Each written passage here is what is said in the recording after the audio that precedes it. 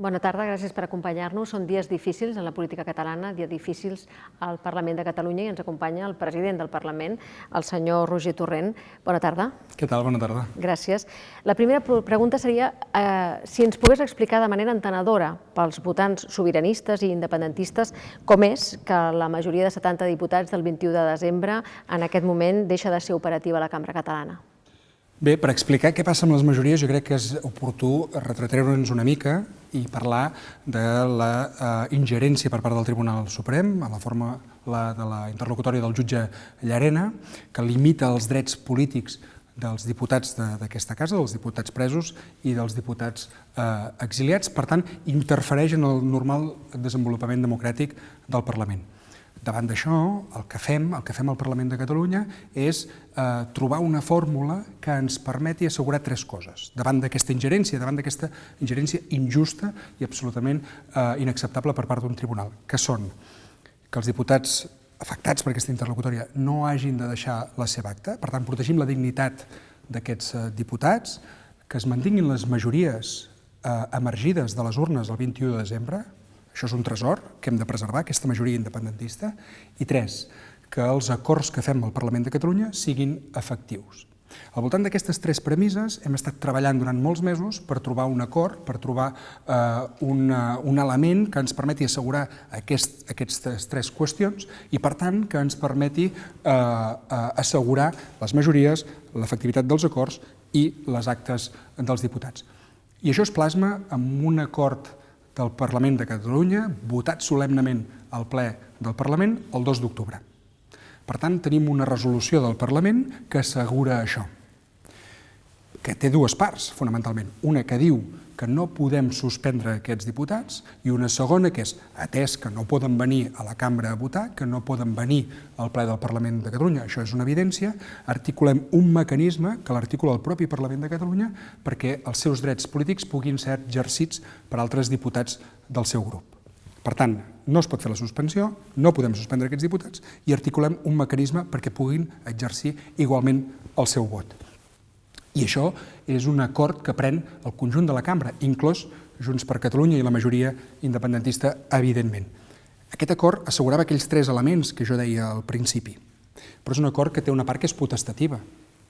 La segona part d'aquest acord, és a dir, aquest mecanisme per poder designar un diputat perquè exerceixi els drets polítics, és potestativa. Hi ha uns diputats afectats per la interlocutòria que prefereixen no acollir-se a aquesta via, prefereixen no acollir-se a aquest segon punt i, per tant, d'això se'n deriva que les majories avui siguin diferents de les que podrien ser si s'haguessin acollit, efectivament, com han fet el diputat Romeva i el diputat Junqueras, aquesta segona mesura. Per tant, estem parlant d'algú que tria el nominalisme per damunt de la majoria operativa en el Parlament de Catalunya. Són dues estratègies diferents, són dues opcions diferents, realment. Jo crec que és essencial preservar les majories, justament per enfortir el govern de la Generalitat, per permetre que el govern de la Generalitat prengui decisions, pugui actuar i, per tant, pugui caminar, pugui avançar, és imprescindible que hi hagi una majoria al Parlament de Catalunya. Fixem-nos bé que el 21 de desembre vam acceptar les eleccions del 155. Les vam assumir. Les vam acceptar tots i ens vam presentar en unes eleccions. Per què ens vam presentar aquelles eleccions? Per preservar la majoria independentista, per preservar una majoria que emana d'una voluntat popular de la ciutadania d'aquest país. Per mi, aquella majoria, els resultats electorals del 21 de desembre, són un tresor.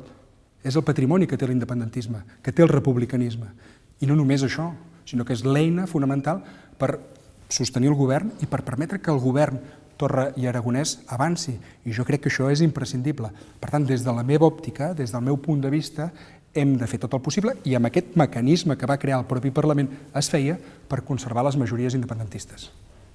Per tant, entenc que està dient que des del seu punt de vista és un error de Junts per Catalunya no haver articulat aquesta fórmula o dels 4 diputats de Junts per Catalunya afectats no haver articulat la mateixa fórmula que van articular els diputats Junqueras i Romeva. Jo torno a dir el mateix que deia abans, és a dir, aquesta fórmula, aquest mecanisme és potestatiu, és un mecanisme que genera el Parlament de Catalunya amb un acord del Parlament de Catalunya i llavors cada diputat tria si s'hi vol acollir o no.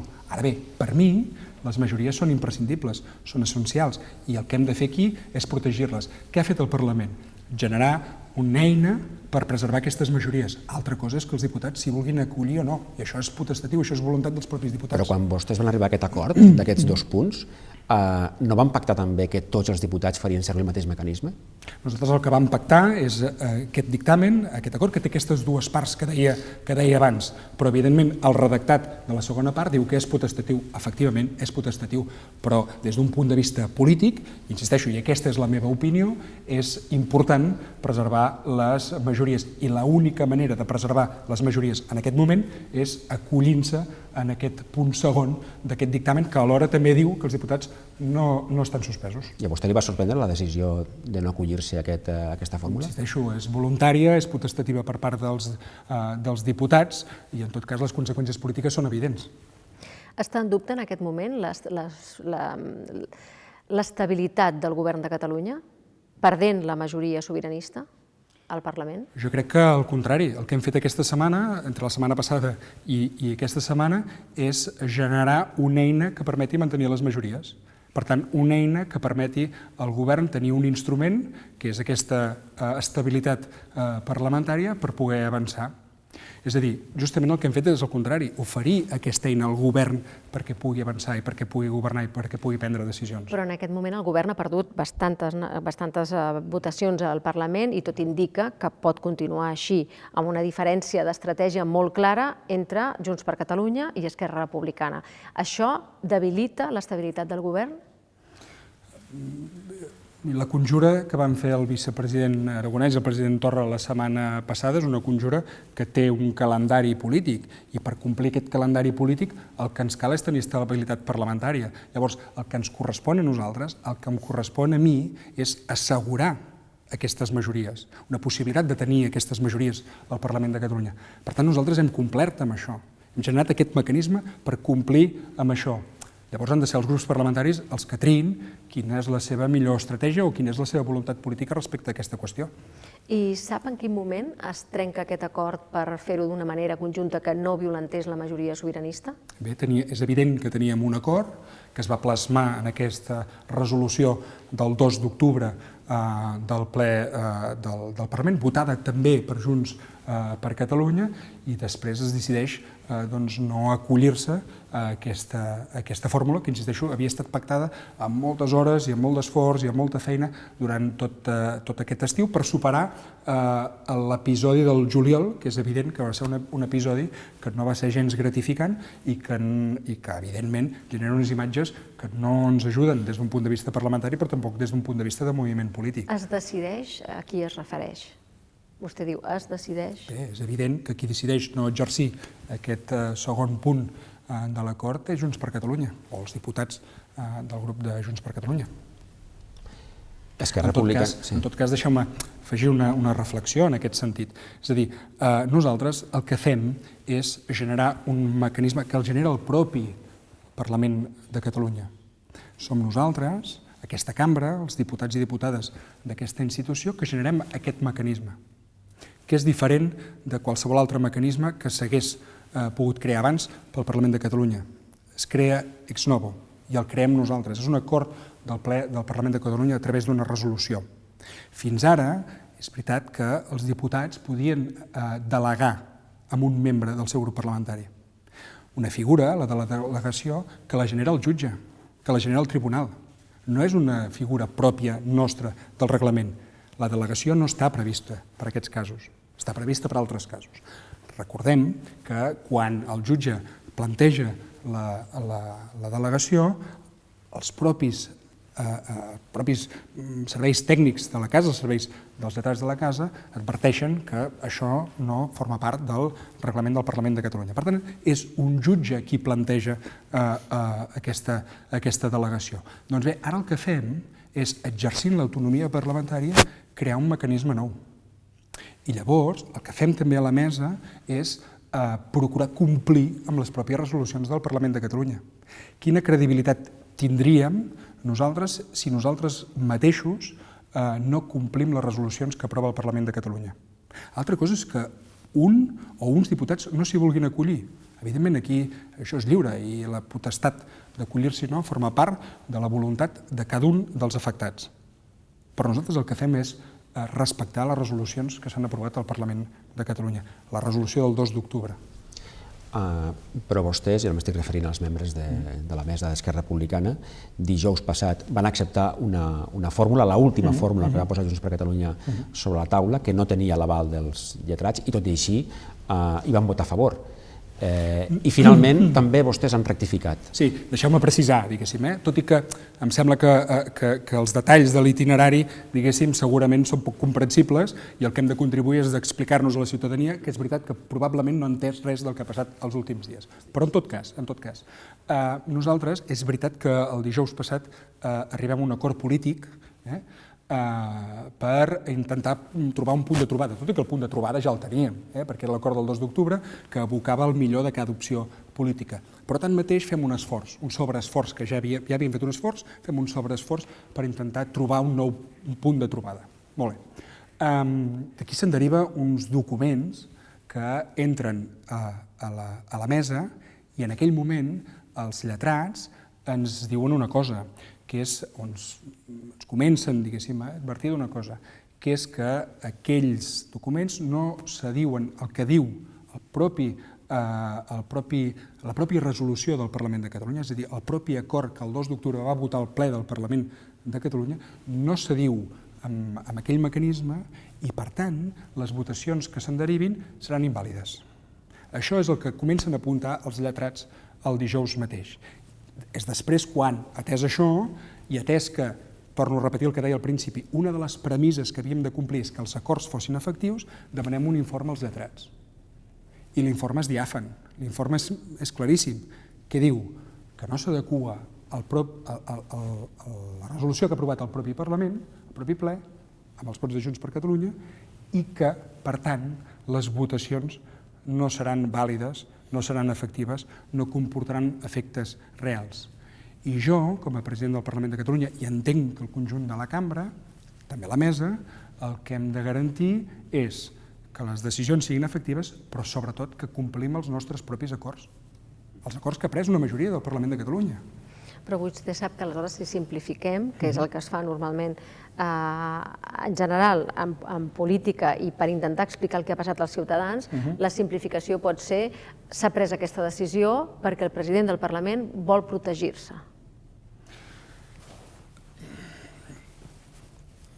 Jo sempre he fet la mateixa reflexió i la continuo fent, i la faré sempre. Jo estic disposat a fer el pas que convingui, tingui les conseqüències que tingui, per mi personals, si serveix per avançar, si serveix perquè hi hagin concrecions reals, si l'escenari que s'obre després de prendre aquesta decisió és millor que l'anterior, si avancem, en definitiva, si fem passos endavant. Si no, quin sentit té fer gestos estèrils, fer retòrica? Quin sentit té?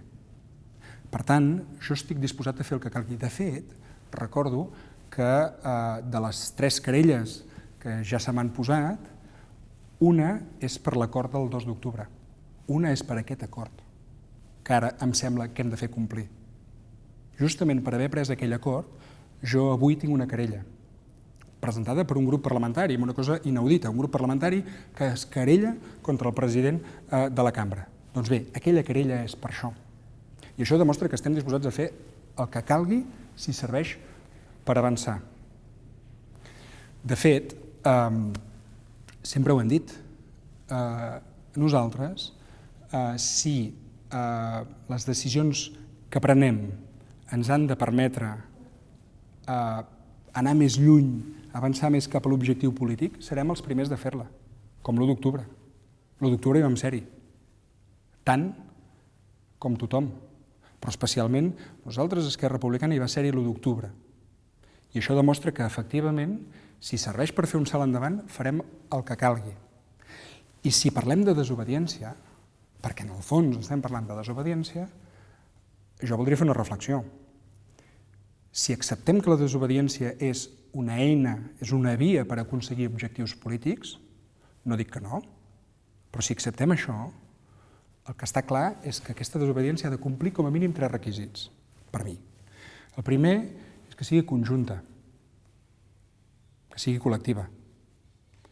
El segon és que estigui inserida en el marc d'una opció estratègica, no perquè sí, no perquè una tarda ens sentim millor i l'endemà l'escenari sigui pitjor, no haguem avançat, no, perquè formi part d'un recorregut estratègic. És a dir, què passarà l'endemà de prendre aquesta decisió i després com avancem i després quines altres decisions prendrem. Per tant, estratègia.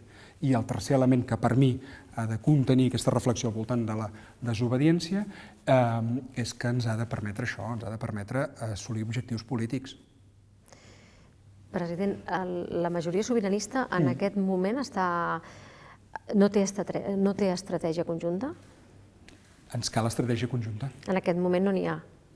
La pèrdua de la majoria parlamentària demostra que no n'hi ha. Jo crec que hi ha diferències de caire retòric, que en el fons hi ha opcions àmpliament compartides, conceptes àmpliament compartits, objectius àmpliament compartits des d'un punt de vista polític pels partits independentistes i també per les entitats cíviques al voltant de l'independentisme i el republicanisme. El que falta és dibuixar aquesta estratègia que agrupi aquests conceptes i sobretot el que falta és explicar-ho a la ciutadania. Per tant, en aquest moment hi ha retòrica i no hi ha estratègia. El que jo dic és que les diferències que hi ha en aquest moment són de base retòrica. Hi ha un exemple concret que m'agradaria que ens comentés i és el cas de la CUP a Berga, ja que estem parlant de retòrica i fets.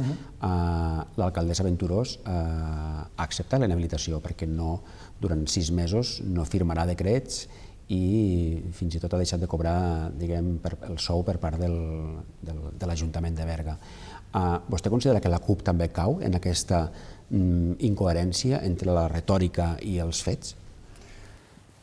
En primer lloc, tota la solidaritat amb l'alcaldessa Venturós i totes les víctimes de la repressió política i judicial que sotmet l'estat espanyol. Per tant, vagi d'entrada la meva solidaritat amb l'alcaldessa.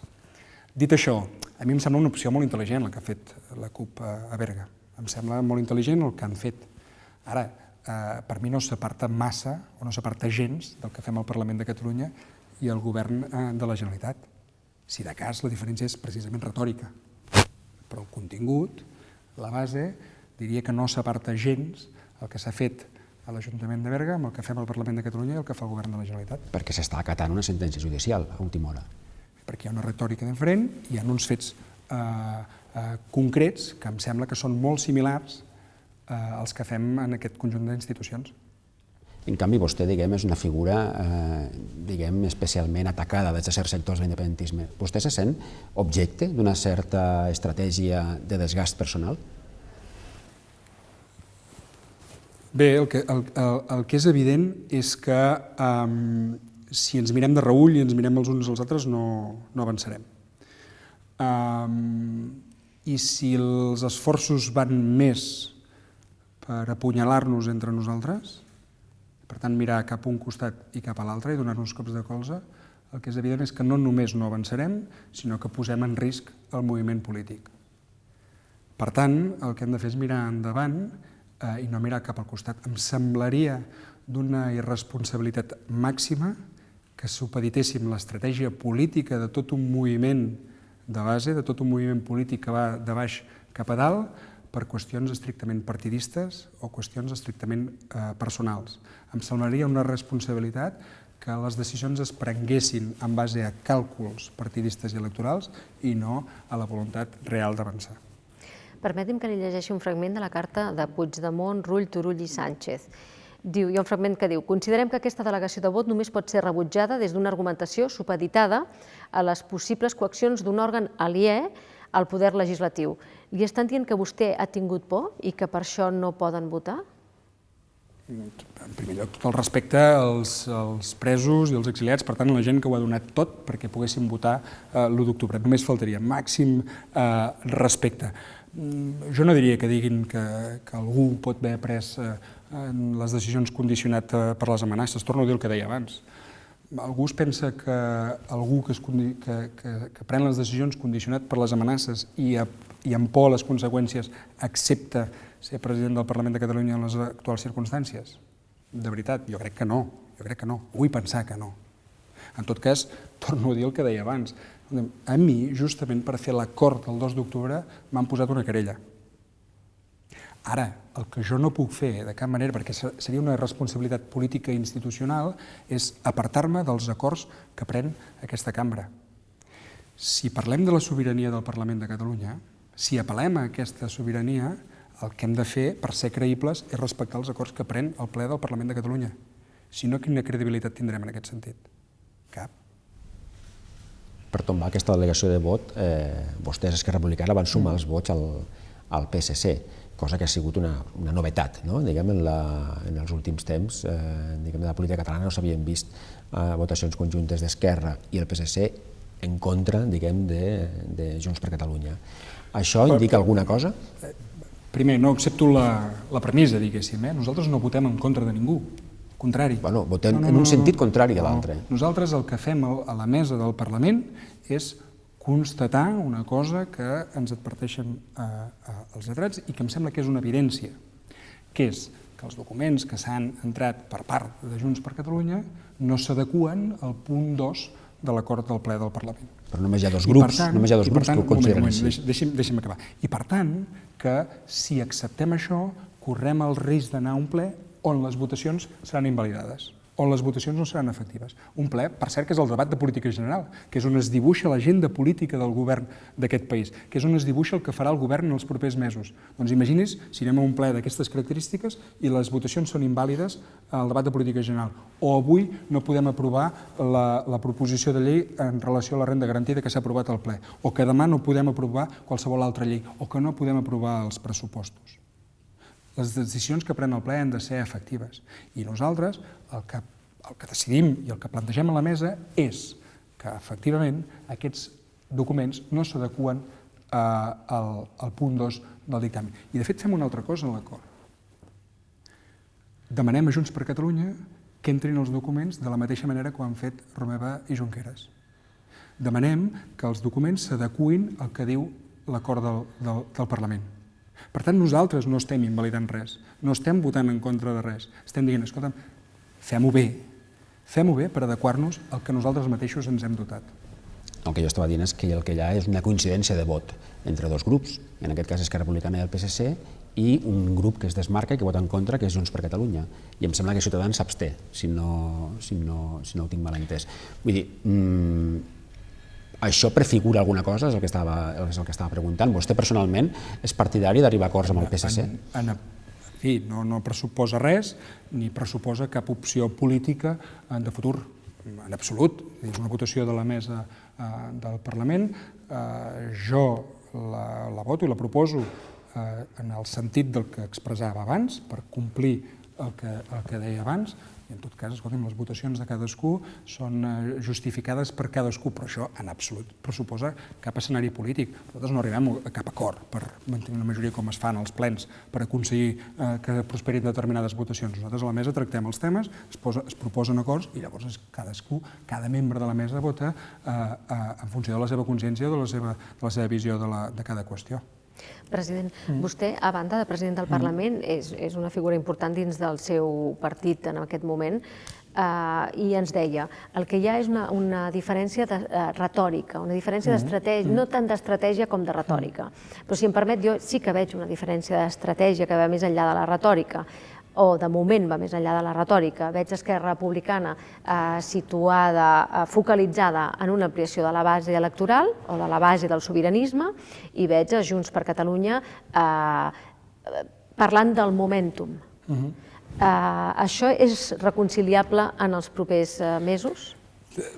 Deixeu-me fer un parell de reflexions al voltant d'això. Segurament se'n podrien fer moltes, però jo en veig dues de bàsiques, en tot cas. La primera, la nostra idea és fer del referèndum impossible el referèndum inevitable. Per això treballem, per això treballa Esquerra Republicana. Això és el que, d'alguna manera, sintèticament proposa la Conferència Nacional d'aquest estiu i és el que nosaltres defensem de cara al futur, perquè és evident que la solució serà una solució política i una solució democràtica. És evident que això passa per un referèndum. És evident que el referèndum és la clau que obre tots els panys. Per tant, passar del referèndum impossible al referèndum inevitable. I això no em sembla que sigui massa diferent, insisteixo, tret de diferències absolutament retòriques del que planteja, per exemple, el president Torra quan parla de referèndum al president Sánchez. Perquè tots som conscients de que la solució passa per les urnes i serà una solució democràtica, és a dir, un referèndum. En som conscients tots. I per tant, jo no hi veig diferències en aquest sentit. Aquesta és la primera reflexió. La segona reflexió, al voltant de ser més. Efectivament, hem de ser més. Però això no ho diu el president del Parlament de Catalunya, no ho diu només d'Esquerra Republicana, ho diuen el conjunt dels actors polítics al voltant de l'independentisme i el republicanisme. Hem de ser més. En paraules diferents, però al final això és una idea que batega en el conjunt dels plantejaments dels partits polítics. I què vol dir ser més?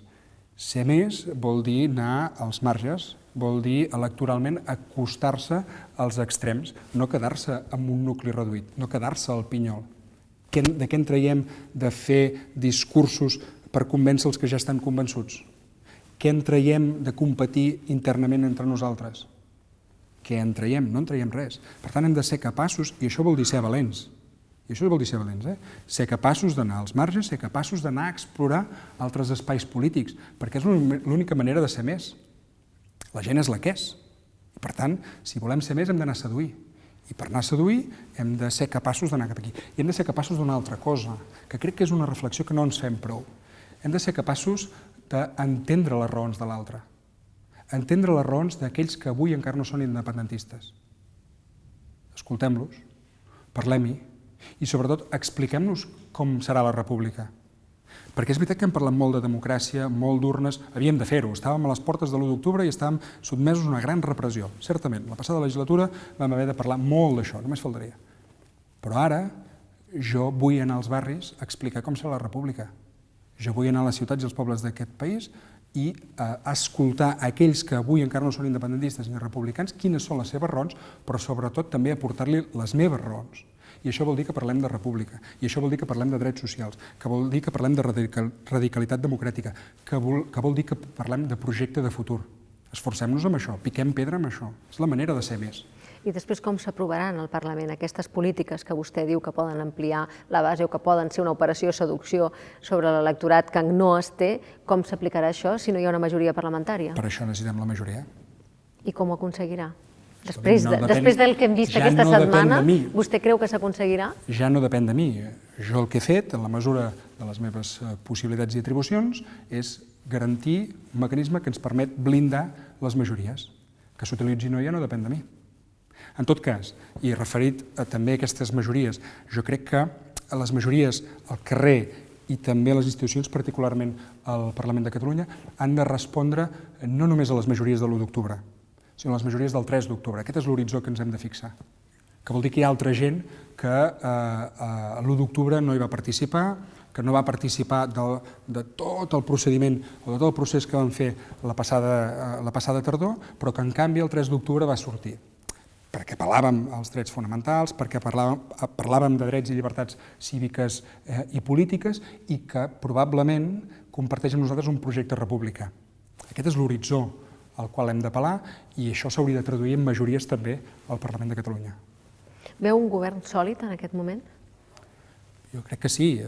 La setmana passada vaig veure el president Torra i el vicepresident Aragonès conjurar-se per aquesta estabilitat governamental. En tot cas, allò que nosaltres podem oferir al Parlament de Catalunya perquè això sigui així, ja ho hem fet. Per tant, també depèn del govern encaminar-se i començar a treballar i fer efectiva aquesta voluntat d'estabilitat. Creu que les eleccions avui són més a prop? Jo crec que no hauríem d'estar parlant d'eleccions. Estic convençut que no hi ha una voluntat d'anar a unes eleccions, sinó més aviat al contrari, que aquesta legislatura pugui caminar. L'altre dia el president i el vicepresident parlaven de com a mínim fins a les sentències dels judicis aquest govern s'havia de mantenir estable, s'havia de mantenir productiu i per tant havia de governar. Com a mínim fins a les sentències aquest govern ha de donar resposta. Després decidirà evidentment el govern i el president Torra, que és qui té l'atribució. Però en qualsevol cas jo crec que aquest govern ha de governar i per tant necessita temps, necessita recorregut per poder-ho fer. l'independentisme ha d'assumir que amb el 47% no n'hi ha prou? L'independentisme ha d'assumir que hem de ser més, està clar. Fixi's que deia l'SNP aquest cap de setmana, que van fer el Congrés, i ells han pogut fer un referèndum acordat amb el govern britànic, però fins i tot havent fet un referèndum acordat amb el govern britànic, arriben a la reflexió de que efectivament han de ser més. És evident que hem de ser més. I dubto que hi hagi cap independentista que prefereixi ser el 47% i no ser el 60%. Però el 65, aquest no és el debat. El debat és si ara mateix hi ha legitimitat política per prendre segons quines decisions o si no n'hi ha, diguem. Vostès els que creu que és important o que és condició sine qua non superar el 50% en algun moment per plantejar segons què? Crec que tenim la legitimitat suficient, i no només això, sinó la credibilitat després de l'1 d'octubre, la credibilitat política, la credibilitat personal i fins i tot la credibilitat des d'un punt de vista de la ciutadania d'aquest país, de reclamar un referèndum com la via per resoldre això, per resoldre quan som, de quines majories estem parlant. Ara, evidentment, nosaltres el que hem de treballar, mentrestant, és perquè aquest 47% o aquest 48%, que per cert és de les eleccions del 21 de desembre i per tant no és comparable, evidentment, amb un referèndum, però en tot cas, agafant aquesta referència, és evident que el que hem de treballar és per ser més, per seduir, per sumar més gent. President, vostè es referia fa un moment al judici, que el judici evidentment condiciona moltíssim la política catalana i encara la condicionarà més a partir de l'any vinent. La meva pregunta és, quina reacció creu vostè que hi ha d'haver o que hi pot haver al judici? I una segona part és, com vehicularia vostè aquesta reacció? Bé, bona part de les enquestes, aquestes més qualitatives, diguéssim, que s'han anat fent i, per tant, que capten millor la pulsió de la societat del país, ens diuen que al voltant del 80% de la població de Catalunya està en contra de la repressió i voldria la llibertat dels presos i el retorn lliure dels exiliats. Ho dic perquè si es produís el fet que hi hagi una sentència condemnatòria, nota al marge, evidentment nosaltres no acceptarem democràticament res que no sigui l'absolució, perquè no hi ha delicte, perquè posar les urnes no pot ser mai delicte, en cap cas. És no només un procés absolutament injust, sinó que és un procés kafkià, diguéssim, literalment. Però en qualsevol cas, si es produís aquesta sentència condemnatòria, crec que haurem d'apel·lar aquest 80% de la població d'aquest país per donar una resposta de país. Perquè al final, i amb aquesta qüestió encara més, no es tracta d'independentistes o no independentistes, de republicans o no, sinó que es tracta de defensar a través del judici els líders polítics que van fer possible l'1 d'octubre els nostres drets fonamentals, els de tots, els del 100% de la població d'aquest país. Però hi ha un 80%, insisteixo, que no vol ni repressió i que voldria aquesta llibertat. Doncs a aquesta gent haurem d'apel·lar per donar aquesta resposta de país, que després s'haurà d'estructurar i s'haurà de concretar com ha de ser, però per mi ha de ser una resposta que apliqui i que apel·li a aquest 80% de la població d'aquest país. Si ha d'aplicar al 80% de la població, el més lògic no sigui que es vehiculi a través d'unes eleccions, que és la consulta democràtica per antonomàsia? Bé, en tot cas, això ja no em correspon a mi respondre a com s'ha de vehicular. En tot cas, el que és evident és que quan apel·lem al 80% de la població i més quan apel·lem a una resposta de país, apel·lem també a les institucions. Les institucions han de liderar això, han de liderar aquesta resposta. Per tant, necessitem institucions, necessitarem govern, necessitarem un Parlament perquè lideri aquesta resposta que ha d'incardinar aquesta immensa majoria dels catalans i les catalanes. Una pregunta més de caire personal. Com es porta això de ser considerat alhora per una part de l'arc parlamentari un perillós independentista i per part d'un dels altres o d'una altra part de l'arc parlamentari un botifler? Bé, jo accepto amb esportivitat la crítica sempre, només faltaria. Quan estem en llocs d'aquestes característiques, evidentment ho hem d'entomar absolutament democràticament. En tot cas, jo prenc les decisions que crec que haig de prendre, independentment de si rebo crítiques d'uns sectors o rebo crítiques de l'altre, si rebo crítiques d'un extrem o rebo crítiques de l'altre extrem. A mi el que em pertoca aquí és defensar la institució, defensar el parlamentarisme, i treballar des d'aquesta institució perquè tothom pugui parlar, tothom pugui opinar i per tant tothom pugui fer els debats polítics que s'han de fer al Parlament de Catalunya. Si això genera algun tipus de crítica en un extrem o l'altre, doncs, escolta'm... Però al carrer arriba aquesta tensió? Vostè l'ha notat personalment quan ha anat a alguns llocs? Al contrari. Jo haig d'estar molt agraït les mostres de suport que contínuament em mostra la gent quan faig molt de territori, procuro fer molt de territori, per tant sortir d'aquestes parets i estar en contacte amb la gent, i quan estic en contacte amb la gent, doncs... Gent de tot tipus, no? Gent de tot tipus, evidentment, és la pluralitat del país, no vaig només a actes d'un determinat caire polític, al contrari, intento ser arreu, intento ser en llocs que potser a priori a algú li podria semblar que no són fàcils, que no són còmodes, però crec que justament en relació al que deia abans, que és que hem d'anar als barris, que hem de picar pedra, crec que és la meva obligació anar-hi, i sempre he rebut, majoritàriament, evidentment, mostres de recolzament i de suport per la tasca que fem. Creu que s'ha parlat prou clar a l'opinió pública catalana sobre les dificultats que aquesta empresa tenia? No, crec que és evident que no ens hem explicat bé. Crec que és evident que hem de fer un esforç molt més profund per explicar-nos on som i per ser honestos. Jo ho he reclamat sempre, des del primer minut. Des del primer minut que soc president del Parlament de Catalunya, reclamo honestedat. Ho veia més fàcil quan no era president del Parlament? Jo soc independentista des que tinc ús de raó. Per tant, porto una trajectòria, no en la política institucional, però sí des d'un punt de vista de consciència política al voltant del moviment polític de l'independentisme des de fa molts anys, molts. Des que érem un 10% o un 15% de la població. I potser per això, potser per aquest recorregut que m'ha fet passar des de manifestacions en què érem 150 persones i representàvem molt poca gent i molt poca població del país fins ara, i per tant ho he viscut tot, potser aquesta trajectòria i aquesta perspectiva em fa veure que això no és fàcil, que no estem en un procés senzill, que no estem en un procés que sigui ràpid, que sigui fàcil. I entenc que hi hagi gent que es pugui veure frustrada per unes expectatives molt elevades i amb una rapidesa molt forta de la consecució de la independència? Hem de ser conscients que aquest procés no serà fàcil i hem de ser conscients que tot el que hem fet fins ara serveix per avançar.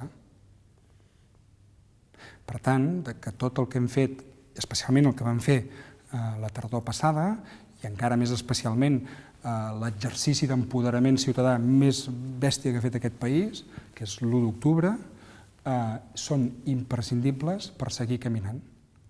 Però també és evident que no hem arribat al cim de la muntanya i que haurem de caminar una mica més i que això no es fa ràpidament i que això necessita determinació, necessita esforç i necessita intel·ligència. Necessita intel·ligència. No n'hi ha prou amb determinades proclames, no n'hi ha prou amb determinats discursos. Ens cal també intel·ligència. Aquest és l'exemple que ens dona l'1 d'octubre. Per què fem l'1 d'octubre? El fem per la determinació, el fem per la unitat, certament la unitat política i la unitat entre les institucions i la ciutadania, per descomptat. Però el fem, sobretot, perquè som intel·ligents, col·lectivament. I és aquesta intel·ligència la que hem d'apel·lar. I falta en aquest moment la intel·ligència col·lectiva que es va tenir? Crec que l'hem de posar sobre la taula. I és evident que hi és. Si hem arribat fins aquí és perquè hem estat intel·ligents. Apel·lem de nou a aquesta intel·ligència. I va fallar aquesta intel·ligència després de l'1? Jo crec que tot el que passa després de l'1 d'octubre, tenint en compte les circumstàncies amb què ens trobàvem i la informació que tots plegats teníem, és el que s'havia de fer, llavors. I ens demostra una cosa, l'1 d'octubre i tot el que passa després de l'1 d'octubre ens demostra això que dèiem ara, que quan hem avançat i quan hem fet les coses més importants políticament que probablement s'han fet a la història, com a mínim la història recent d'aquest país, que és el referèndum de l'1 d'octubre, és quan hem anat units, quan hem estat determinats i quan hem sigut molt intel·ligents, des d'un punt de vista col·lectiu, des d'un punt de vista d'intel·ligència política, evidentment. Però també ens va ensenyar fins on estava disposat a arribar l'Estat per garantir la unitat de l'Estat.